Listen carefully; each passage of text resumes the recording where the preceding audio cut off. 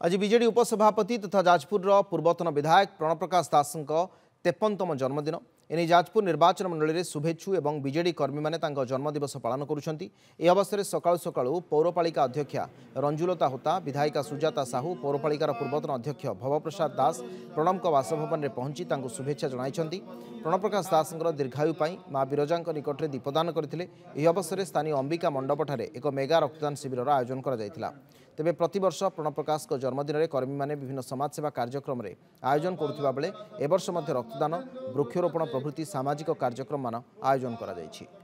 जाजपुरवासी सेवार जहाँकर सबुबले निजक उत्सर्ग कर जाजपुर विकास रे जे विकास धारा को आज आग को नहीं से होचंती प्रणव प्रकाश दास। सबुबले से भलरे रुहंतु, जाजपुरवासी सेवा एमती सबुबले करूथांतु।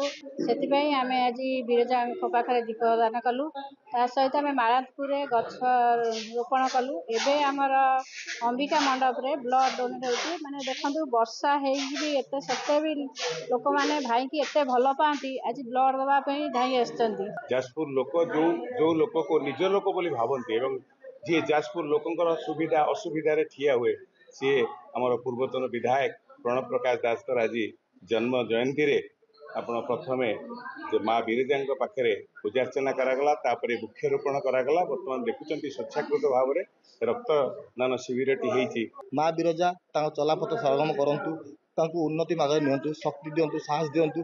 से जमी पूर्वपरी जाजपुर छड़ा ओडिशार कोण अनुकूल प्रिय थिले, ओडिशार सेवा करथिले और विकसित ओडिशा गढ़िबारे सहायक होउथिले। पुनश्च से माँ विरजा सहायक करंतु।